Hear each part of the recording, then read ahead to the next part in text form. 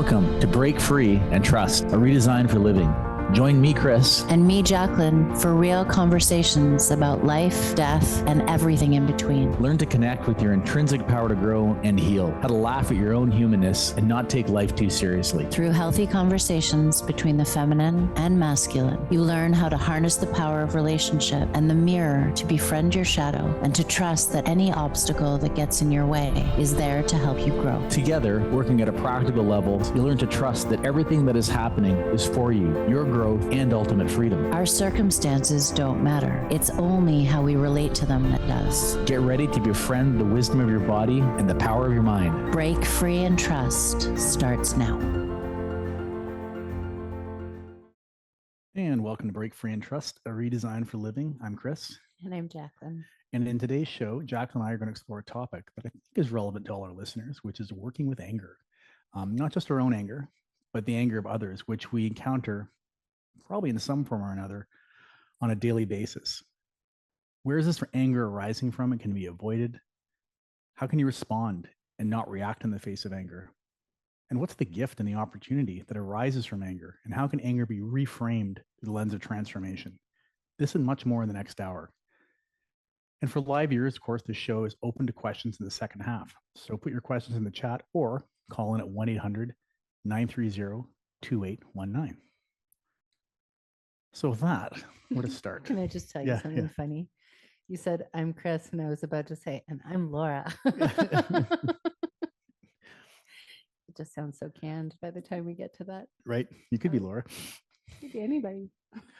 Anyways. Well, Laura, I mentioned in the opening how we're constantly confronted with anger on almost a daily basis. Let's start off light. What are some examples of anger we're going to be confronted with on a daily basis? Waking up in the morning and coming downstairs and finding a sink full of dishes when you cleaned up before you went to bed. It happens to me quite consistently. Getting in your car and somebody else used it and there's no gas. Right. And you're in a rush in the morning, getting cut off in traffic.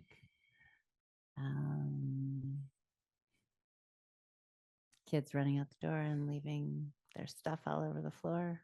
I mean, I could go on and on and on. Yeah, boss says something to you at work, coffee order screwed up at the coffee shop. Yes, and so many others. Right. Right. So it's frequent. Well, I think those, yeah, absolutely. And those are the little ones. 100%. Yeah. But those little ones show up all the time. And our ability to deal with them is really dependent on where we're at in our own nervous system. Right? So a trigger like coming down to the kitchen and seeing a sink full of dishes is going to trigger, I'll use me as an example, it's going to trigger me far more if I haven't had a good sleep. If I'm feeling stressed out about my day, then it would trigger me if I came down and it was a relaxed Saturday. And so part of our daily experiences with anger are around really recognizing where our nervous systems are at, and making sure that we're taking care of them on a daily basis. So another way of saying that, an observation would be the people you identify as just being less angry have more balanced central nervous system. It's not like they're having less items in their life that are going to make them angry. They're just better at dealing with it.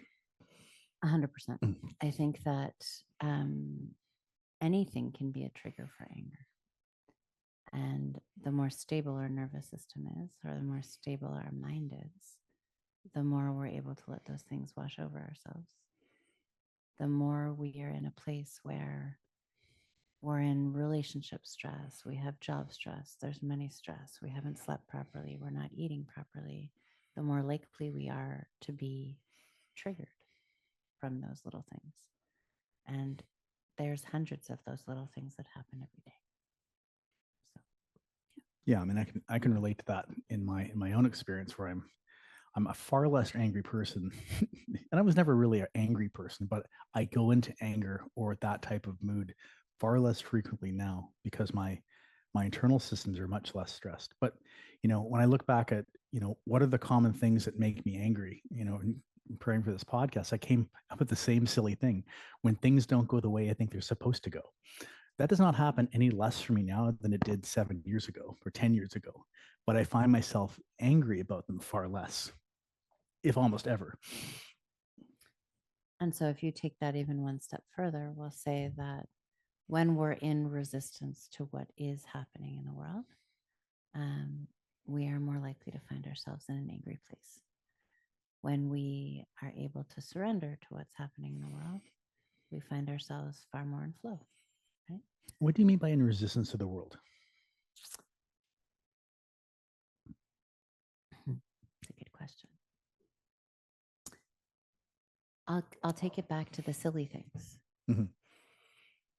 I go into my car, I turn my car on, and my car is not starting. I can totally lose my shit in that moment, and I have at different times in my life. Or I can laugh and say, I guess either I'm not supposed to go anywhere today, or I'm meant to take a taxi or a bus. And in that moment, and it's interesting because I have had these moments quite consistently where in the past I may have reacted to something like that. Now my thought process goes to, I wonder if I'm not meant to be driving today.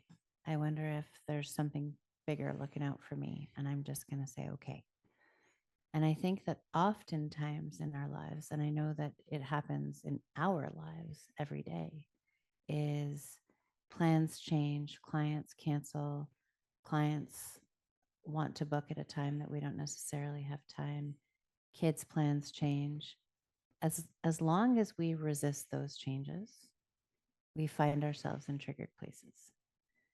But if we can flow with and accept life as it's showing up, even if it's not what we expected it to be or want it to be for that matter, we're far less likely to get angry. Right. So that ability to drop our plans for how it's supposed to be and evolve to how it is. This is what's happening now versus no, 2 days ago I thought this was going to be the plan of the day and it's not working this way. So now I'm angry. Well, yeah. Or like you and I last year, we had a plan for an entire year and it changed on a dime. And we pivoted. And I think that's the thing is that when we come from a really grounded nervous system, and when we actually find ourselves really grounded into the earth, what we have the capacity to do is to pivot when life hits us in different ways rather than get knocked down entirely. And as long as we can come from our center and continue to pivot, we're okay. But it's when we get rigid in our expectations of the way things are supposed to be, the rigidity itself, life hits us in a different way and we break or we blow our top. And so finding it's interesting that we're speaking about this now because in Chinese medicine, in the form of Chinese medicine that I studied, which was 5-element acupuncture, anger sits in the wood element, and the wood element is all about springtime.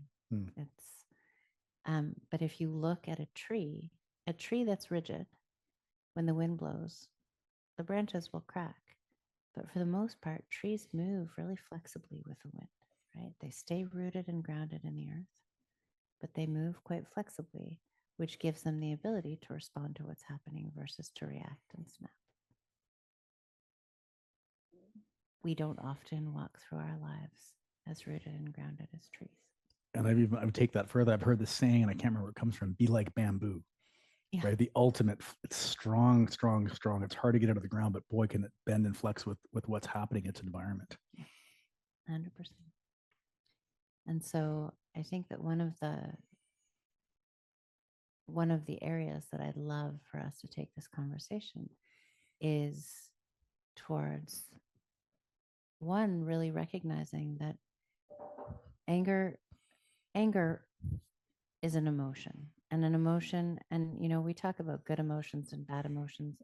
I'm going to leave them all as just emotions. They're all different expressions of different aspects of ourselves. And they're just meant to be energy and motion. So And we anger, experience all as humans. all of them. Yeah, right. But as a culture, we value some of them, like Right. joy, Mhm. and we belittle things like grief and sadness and fear and anger. But they're all different expressions of aspects of who we are. With different purposes and different meanings. And Absolutely. And anger, as I see it, and in the conversation that you and I were having earlier, anger's the gift of anger is creativity. Anger is the energy of birth. It's the energy of springtime. It's the energy of upward movement. It's the great motivator. It shows up when there's friction, when energy gathers. We need that energy of anger to move us forward. It's what helps prevent stagnation and stuckness. But in order for anger to be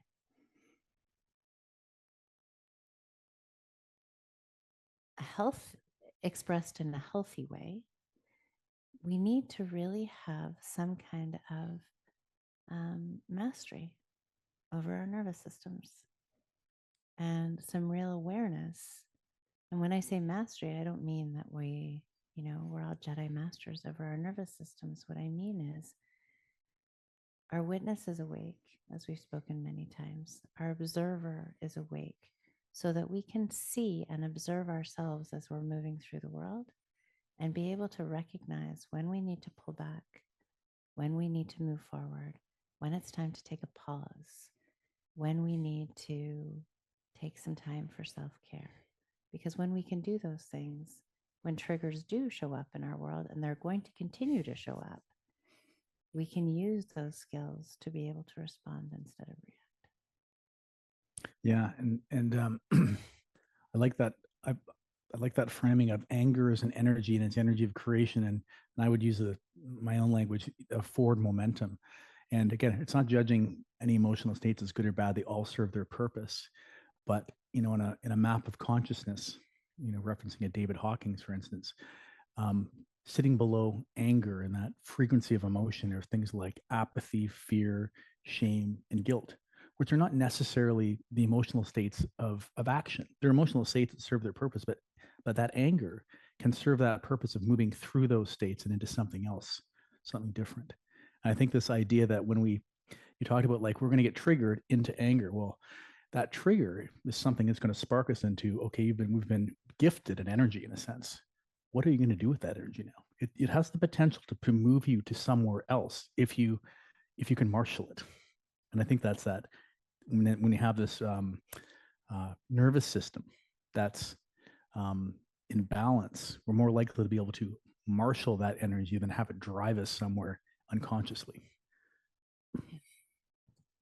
So, absolutely. When we have a nervous system that's in balance, we have the ability to take that trigger and respond to it in a way where we get to create something because of it versus destroy something because of it. And anger has the capacity to motivate. So I'll just use the example of a seed in the springtime that's growing under the earth. That seed has gathered so much energy, and the sun beckons the seed to push forth. The seed pushes forth and hits a sidewalk. Well, the energy that seed carries gives it the potential to either go, well, I'm done now, forget this, or to be flexible enough to find the crack in the sidewalk and grow anyways. Right? Yeah. Or so anger can create, or anger can destroy. So somebody cuts me off in traffic, I get triggered into anger, I rage, I get out of my car, I start screaming at somebody, I totally ruin their day. And anger has just burnt something down instead of created an opportunity for something different. Anger's begetting more anger potentially in that situation.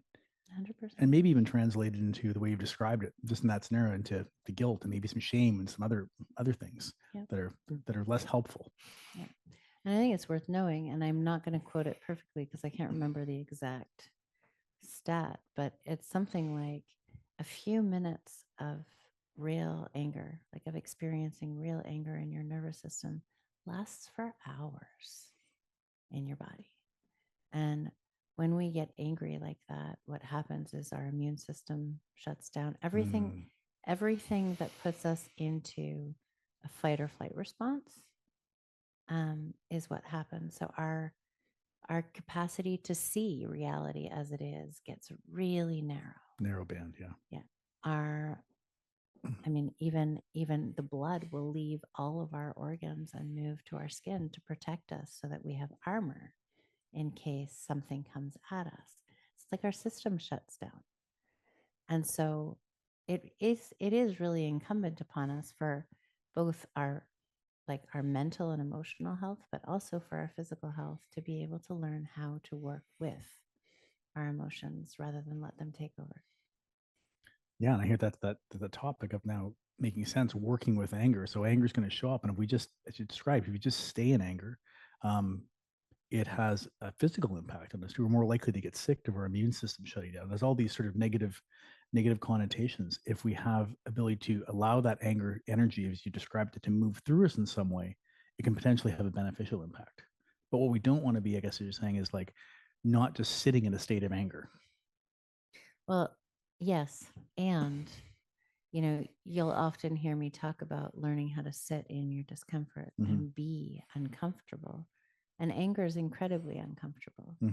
And anger is uncomfortable enough. It's like fire in our body. It's uncomfortable enough that we want to discharge it quickly, which is why we react so fast to people around us. Right. But actually, I think that anger is one of those emotions that benefits from movement. So I would say, there was a big joke in my house when my kids were small, was that if they saw me activated, they would look at me and say, "Go put on your running shoes, Mom. We'll talk to you in half an hour. Like, go for a run." Because there's something that happens with movement that allows that energy of anger to move out of stagnation and into flow. And when anger begins to flow through our body, it turns into a more creative energy. Yeah, I heard this statement with anger. There's two things can happen with it. You can transmit it, or you can transform it. And then how you're transmitting it, and they're probably very related. You can transmit it by lashing out. You can transmit it and transform it through exercise or some other techniques, which we'll get into. Yeah. I think that that's it's a really wise statement, actually. How often do you think that you transmit? Transmit feels like a really gentle word for the way that anger can get discharged. Yeah. Actually. Yeah. It's a kind word for it. It is. Yeah. It's meant to, I think it's meant to be. What's the difference in your body when you transmit versus transmute anger?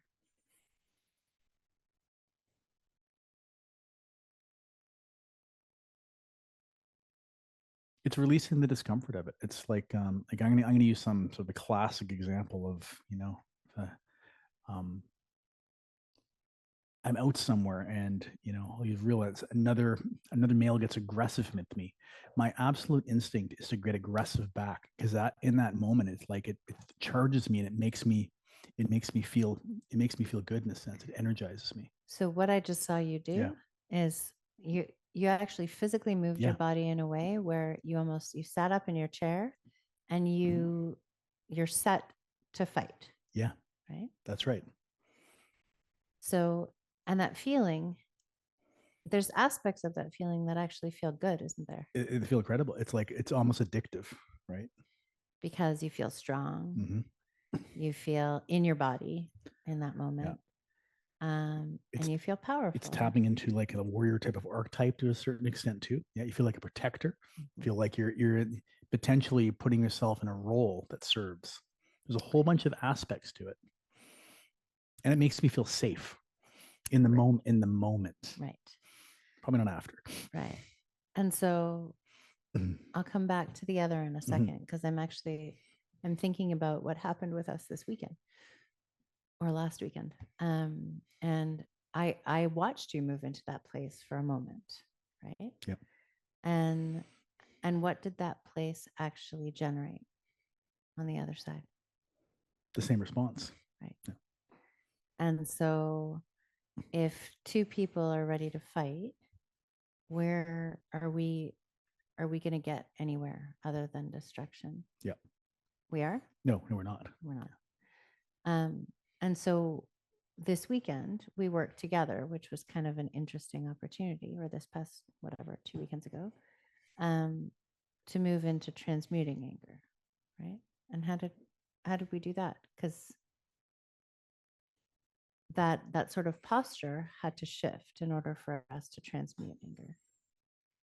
Yeah, and it's interesting, like without getting into the detail, it was a big enough event that it in a sense, it triggered both of us into this place of wanting to respond with anger, but at different points of time. Yeah. Which was interesting. Me not at first, and then sort of me later from a verbal standpoint. But I think it was both of us having done the work with in this space with a regulated central nervous system, we're able to see the other person move into it and step in the other direction. And so I bring it up because it's a perfect it's a perfect example of transmitting and transmuting. So we got triggered by this other person. What that instigated or elicited from you first was this response, which was, or reaction to fight. And then in response to that reaction, I could see it in you because it wasn't happening in me. So I could witness it in you. And I responded from a different place, which then brought you down too. And ultimately, we engaged in a conversation that went from meeting anger with anger to meeting anger with, what would you say? Empathy and compassion are the related words. Okay. I would use. And I'm not even sure that at that time, my words may have expressed empathy and compassion. I'm not sure at that time I felt empathy and compassion. What happened actually for me in my nervous system was, and I wonder if that's true for women out there, I don't know. But in the presence of that level of like that attack kind of energy, my natural response is to want to go underneath it. Like I want to be in the presence of being afraid, let's say. My response is to go really quiet and to be peace. Yeah. To invite peace. Yeah. Whereas my reaction, I think it's again a typical male thing. In the face of what appears like an imminent threat from another aggressive male, I'm stepping forward. I'm stepping forward to meet it. Yeah. And I wonder if in some ways, out of balance, my response would look like meekness, because it definitely wasn't meek. No. But if it looked like meekness. But ultimately, that experience was one where we were able to actually really work to transform anger into something much different. And from that place, what we actually got to in a lot of ways was this real, we ended up talking about anger for days afterwards, which was one, recognizing that one, in the presence of anger, we want to attack, we want to punish. Yep. We want retribution. Want revenge. We want revenge. And that actually that mimics so much of what's happening in our world out there, right? In politics, in people's responses to different things going on in the world, there's a lot of attack, react, attack.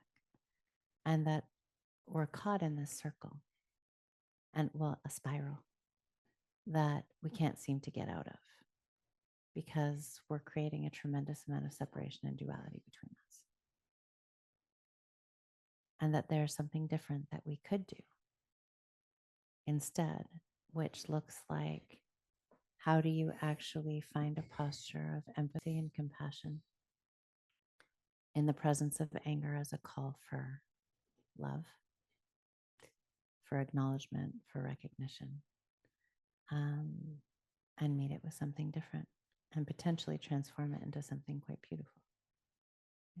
Yeah, and it's interesting, this idea that we talked about, this observation that the world feels like an angry place, and it's almost like the expected response to anger is more anger.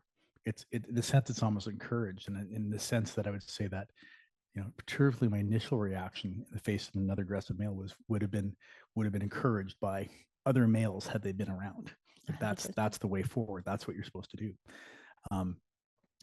I was listening to, it was interesting, just today I was listening to a podcast on a similar subject, and asking this question: why does the world feel so angry today? Well, the presenter was pointing out that 10% of the companies in the S&P make up 40% of its profits, so it's a big part of its earnings. Those companies' focus are things on social media that are related to addiction and anger and fear. That's the platforms. They're effectively what they're engaged in. And there's this real sense that our anger as an energy is in a bit of an addictive form of an energy. And I think many people on a daily basis almost are unconsciously going out of their way to putting themselves in a situation to be angry because it feels empowering. Like the way you described. Yeah. And that's yet, right. if we're to get really real, for the most part, other than in those quick moments of reactivity, anger is a secondary emotion, right? Anger is an emotion that is hiding grief, sadness, fear. Yeah. It is the protector that protects us from having to experience those emotions. And yet we live in a world that's distracting us from being in those places and actually getting really real with ourselves, because we feel empowered to be angry at the world. And in fact, we find community and connection in doing so. Because if you look at the world the way it is right now, we're certainly not reacting to political things going on. Is not what's going to get you in a place where you have community around you. Community is actually found right now on social media in the anger and the attack. That's right. It's interesting to observe in social media in particular, there's no attempt at discourse anymore. It's basically just anger and attack and tribalism. Yeah. That and occurs. Right and wrong and duality. And generating that internal power from being within that sort of that collective. And that power is a false power, isn't it? It's totally a false power. Yeah. And it's interesting too, like, just this, not throwing out there's a version of anger, like we're going to get into the benefits of anger in the second half, but there's a version of anger that in the moment, it's like, it's very, very helpful. It can protect you from imminent threats. It serves that purpose, but it's so rare that we need that version of anger. Yeah. What we're talking about is something different here. Yeah. It's a righteous anger in a sense. Yeah, absolutely. Should we pause there and come back? Okay. We'll see you after the break.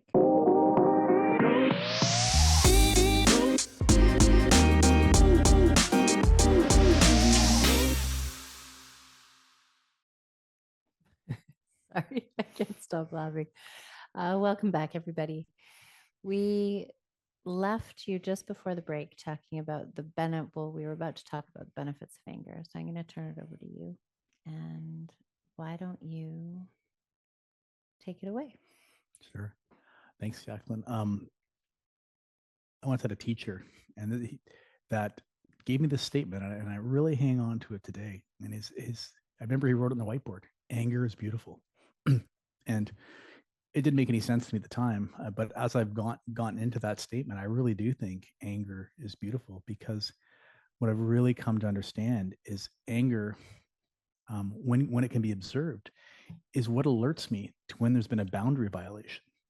Whether it's some sort of internal perceived boundary, it doesn't matter what it is. Something's going on with me that there's an implicit boundary being violated, and it lets me know there's something I need to look at. And that in itself can lead to all sorts of transformative conversations, changing in the ways of being, or just even looking at why do I have this boundary in the first place? But it's an opening to all sorts of different questions I can ask myself. But there's a condition. It's only if I can observe the anger and not be in the anger. If I'm reacting to the anger, it's the opportunity's gone. But if I can stop and all of a sudden feel this emotion of anger and go, oh, look, Chris is angry. What's going on? And not react in that moment. That's where the beauty of anger shows up. And it literally transformed every relationship I've had since I've started adopting that stance in it. It was kind of funny to hear you say, oh, look, Chris is angry. Yeah. But I think that there's something really important to be spoken about that, which is that to have enough of an observer that is present to be able to actually acknowledge what we are feeling in any given moment is an essential piece of emotional maturity altogether, not just in terms of dealing with anger. But one of the most important things that that helps anger move through us is when it's acknowledged and named, right? So it is this moment. I know in self-compassion work that I used to do, one of the first things that we do is put our hands on our heart and say, oof, I'm feeling really angry right now, or I'm feeling really whatever right now. And the intention there is to name it, right? It's to name it and then be able, through the naming of it, to be able to step into the observer or the witness. Yeah. And you're saying I'm feeling it versus saying I am it. Exactly. Yeah. And you said something before that I thought was really, you were talking about boundaries being violated. And I think it's also really important for us to acknowledge that the experience of a boundary violation doesn't mean that somebody else has done something Absolutely wrong. It's an awareness for ourselves that either we've violated our own boundaries or that a boundary is being violated, which means we need to step into a different place in ourselves. Yeah. I just, the funny example that jumped to my mind, if my boundary is, I don't like people to have different opinions than me on Facebook, then I have some internal work to do. Right. But that could be why I'm getting angry. And it makes me stop and go, why am I angry? Why am I feeling angry about this? Oh, I'm upset that someone has a different opinion than me. That's like, that doesn't make any sense. It's crazy. But forget about Facebook. Yeah. Like, how much does that happen in day-to-day conversation, Totally. right? Like, we all have different opinions. And in order for us to be able to use the power of creation, we're meant to have different opinions because we need all kinds of different thoughts in order to be able to create. Yeah. But what we do with anger now is, if I don't like what you're saying, then I'm going to attack you and make you wrong because I need to be right. Yeah, with my boundary of my opinions and my views is now the wall I'm putting up between us. Yeah. So let's go back to the transformative aspect of anger, which is what you were just moving into. So you were talking about the gifts of anger and how I recognize a boundary violation. And when I recognize that and I wake up my observer, there's tremendous amount of transformational power there. How do we use that? I'll give you an example. And so say we have something happens and I've gone angry at you. Perhaps it's something, you've gone out, you didn't tell me where you were, something like that. And it happens repeatedly. And I keep recognizing my anger in it. And it's an opportunity for me to say, oh, this is a boundary in violation in my sense, because maybe I'm feeling like I'm not being considered. I'm not feeling respected. I'm not feeling valued. It is an opportunity for me then to say to you, Jacqueline, I want you to know that when you go out and you don't tell me where you are or don't let me know, it hurts me because I'm feeling underappreciated. And then we can have a deep conversation about, oh, okay, maybe I didn't realize that, or I didn't know that's going on. And then something different can happen within the relationship. So that actually doesn't sound so much like a boundary violation, No. But it does sound like an opportunity to recognize that in that example, there's a resentment that's building. Right. There's a resentment that's building because a need isn't being met. And the need is to be considered or respected. And the opportunity and the feeling of that emotion is then the opportunity that lies there is to be able to actually tap into the deeper emotion that's sitting underneath what looks like anger, which is, hey, I don't feel respected, or I don't feel like you're considering me. And from that standpoint, we create transformation. Yeah. Right? Do you have an example of a boundary violation then? Yeah. And it's a simple one. And I have to think about it for a second because I wasn't prepared by any means for the question. But what comes up immediately for me is I'll use simple things. The kids ask us if they can order dinner. And I say, no, we're going to cook at home tonight. And then they ask me 10 more times. And then they push me into a corner saying, well, we really want this or we really want that and we don't want it, whatever. And then all of a sudden I explode. And that explosion, and I've heard myself actually say it, like, you're pushing my boundaries. I've made myself so clear. I've let you know what's happening and what's not happening. And the constant pushing of those boundaries ends up leaving me in a place where I feel violated and then I get really angry. But I think there's other ones that are so much bigger than that, right? Which is agreements in a marriage around behaviors in public, let's just say, as an example. And I'm thinking about a client in particular who a decision is made around no flirting. Right. And you go to a party and your partner is blatantly flirting. There's a boundary violation. Yep. Where there's an agreements have been made and they're violated. And I think that anger there is actually, it's incredibly helpful and powerful because it says, you're violating an agreement and it doesn't feel good. Now, what we do with that anger is totally up for grabs. Yeah. Because the moment that I then go and blame my partner for that, I'm creating some more. But if I'm able to actually use, let's say, Marshall Rosenberg, who invented the whole idea of nonviolent communication, really speaks to this whole idea of can I speak to a need that's not being met? The need that's not being met in that example is I don't feel respected. I feel betrayed. I feel whatever. My need for safety in our marriage isn't there. And so that's a violation. And I need to ask from that need, not from a blaming place. Yeah. Yeah. And I think it's like how I'm hearing you talk, there's sort of this overlap between boundaries and needs and things like that. And I think what we're saying is that, many of these things that we have that I'm going to call boundaries and call needs some are very conscious and are aware of them. Some are very unconscious. And what anger can do, it's clearly like when the ones we're conscious to get violated, we're really aware of why we're angry.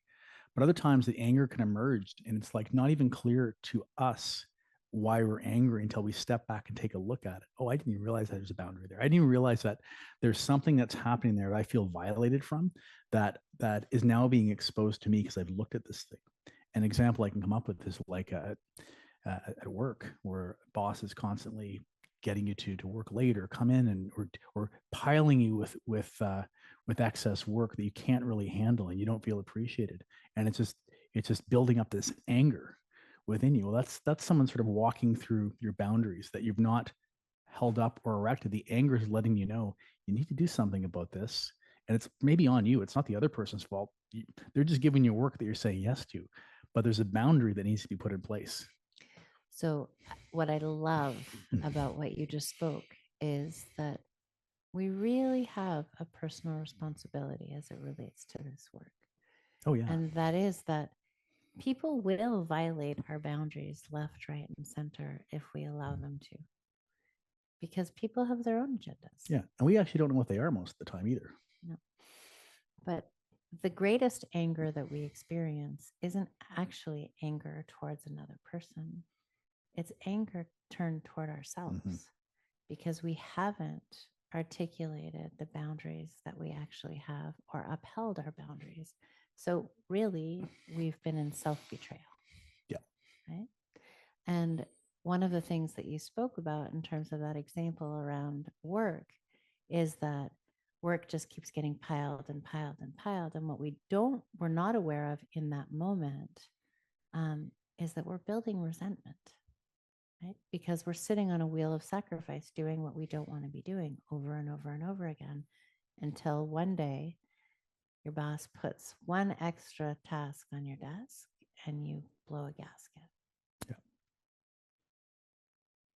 And when we don't have a witness or an observer awake, we get ourselves into situations where we bend over backwards over and over again for people in our lives.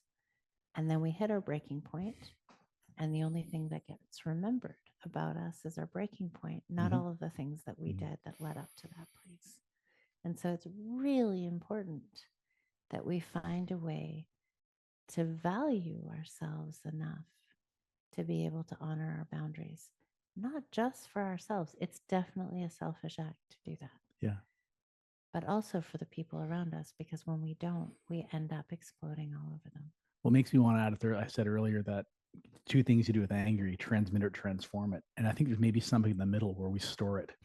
And that storage capacity is called our resentments, where it's like, okay, I'm going to push that aside, and I'm going to store it down here, and I build a resentment towards the situation. I'm going to convince myself I'm happy, but it's building and building.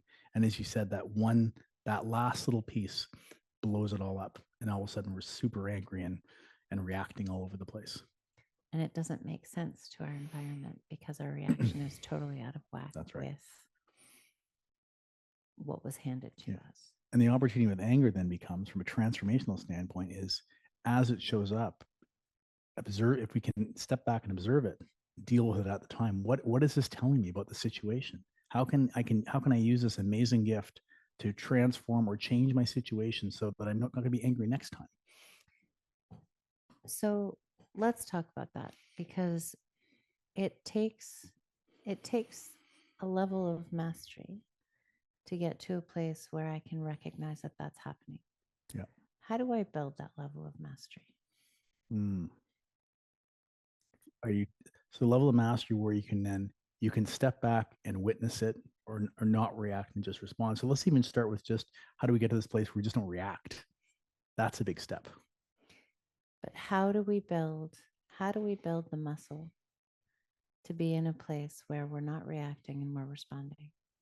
What kind of practices can we be doing to be able to strengthen that muscle so that our not responding muscle becomes as strong as our knee-jerk reaction? Yeah, I think you said it earlier. It's like at the heart of this thing is a central nervous system response. And so our central nervous systems have to be regulated enough to create the space for a response to then maybe do some of that, internal work or observing work to try to transform it. But if the central nervous system is completely fried, there's very little chance we're going to have to be able to respond. So I think things we've talked about on the show before, like a daily embodied practice of whether it's breath work, meditation, yoga, and various other things that are designed specifically to rebalance the central nervous system in a non-intellectual way. So why is daily practice so important as it relates to this piece? Because it builds that foundation of calming the central nervous system so that over time, if practiced enough, get to that place where that sense of anger shows up, and we have that ability not to react in the moment to it, but to take that pause and not be in fight or flight. Mm-hmm. Or if it starts to show up, just see it and then move away from the situation, respond, or do whatever it takes to not do that next action of reacting to it. Yeah. I think also what daily practice inevitably gives us is the capacity to be able to be in discomfort and not need to discharge it. Right? Yes. So it gives us the capacity to lean into uncomfortable feelings without the need to immediately discharge them from our systems. Yeah. I'm wondering about some of the tools that you might use with your clients as it relates to working with anger. So some of the ones we talked about that I would guide them to, or certainly guide them to start engaging in a daily practice. It's the first thing I recommend to clients is like, what are you doing on a daily basis to regulate yourself? But moving away from that, there's, I call that the bottom up. And then there's the top down. There's that getting the mind involved in what's happening. And, I'll go to this place where a lot of the people I deal with are in recovery. And I've been in recovery. And there's this saying is that the people that are, in the disease of addiction and alcoholism are angry, irritable, and discontent. That's the base place. And exceptionally reactive from that place. Sounds like most of the world. Yeah, it does. But I mean, I think most of the world's addicted in some sense to something, and it's that reactive place that keeps people in the spiral of anger, doing crazy stuff, um, you know, reacting in ways that are unhelpful, and then dropping back into shame, guilt, and apathy, and then the cycle goes on. And the bottom up stuff starts to break that pattern a little bit. But some of the very simple top down stuff is how do we transform that anger into something more useful? And ultimately, for people that are really stuck in this place, it's like, okay, that anger is an energy, just like we're talking about. It's a powerful energy, but it's just being dissipated everywhere. Can we turn that anger and turn it to courage? Turn it into courage to have the willingness to face yourself and what's going on, and look at yourself in a powerful way, and transform that anger into that. You also often speak about the energy of gratitude. Yeah. Can Just you say a little bit about just that? about to go there. And that, all that sounds like, wow, that's this tall order, like going from anger to courage to willingness and all the other stuff. And the starting point for someone that's brand new to this work is often write a gratitude list every day. Start with 5 things. And the interesting thing is someone who's never done that before will struggle to get 3 done that first day. And then after a week, they've got 5. After a month, they've got 20. And then after 3 months, they can list off 1,000 things they're grateful for in their life. Yeah. And that is right there a simple demonstration of what transformation is. They've just taken that energy of discontent and anger that they're stuck in, and they've now then channeled it into something else that's creative. And that little instruction of gratitude combined with, say, a bottom-up daily practice will completely transform a situation in which that anger or discontent shows up again. It's interesting when I hear you speak about gratitude the way you just did. What I'm actually hearing is that, when we do get very angry or incredibly reactive, we become very narrow-sighted because we're responding as if we're in survival, and we have to keep our eye on our predator. Yeah. And what gratitude actually does is it opens the horizon, right? And so it takes constriction and it creates an opening that allows us to see beyond the narrow focus into something much bigger, which allows us in a lot of ways to step into a place of peace. And,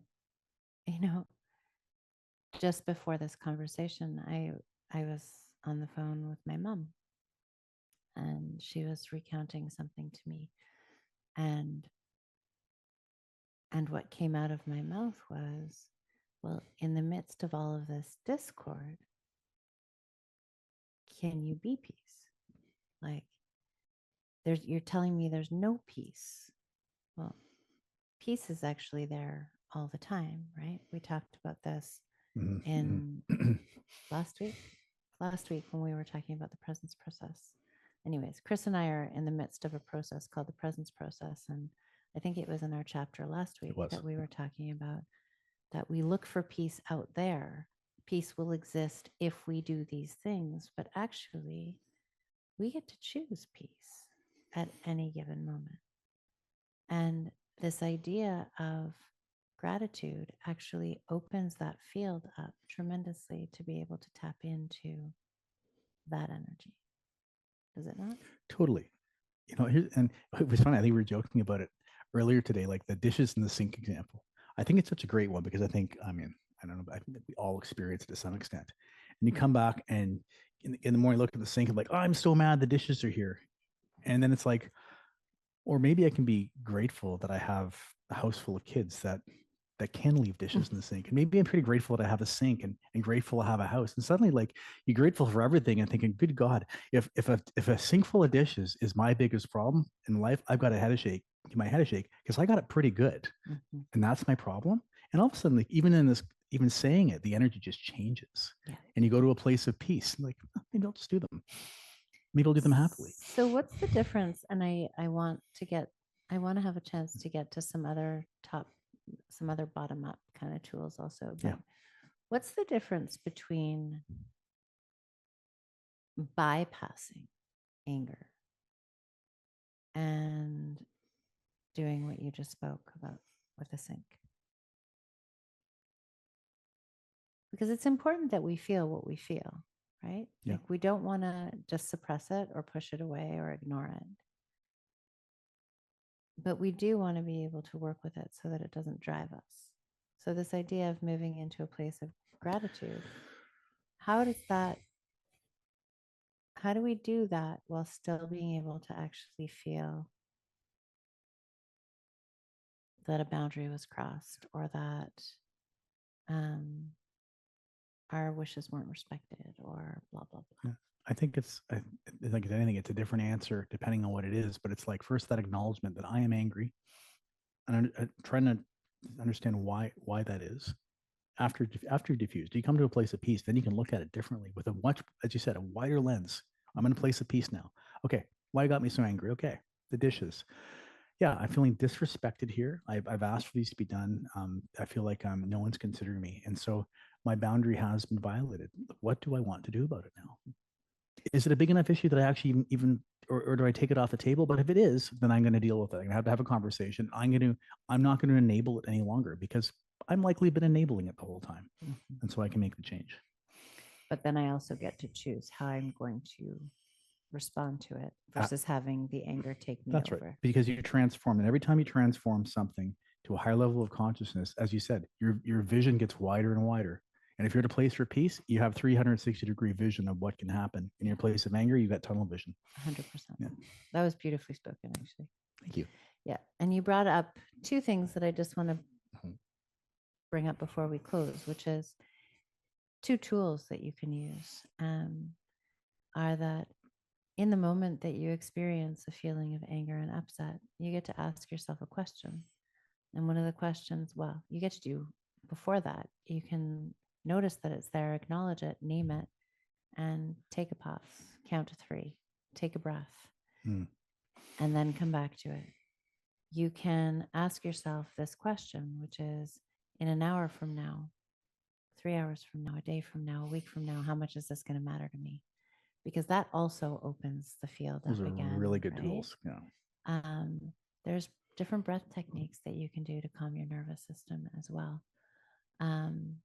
There's nothing wrong with picking up your running shoes and going for a run or moving your body and coming back to the feeling without having to bypass it. You still get to deal with it, but you get to deal with it from a place of creativity rather than from a place of wanting to destroy or blame.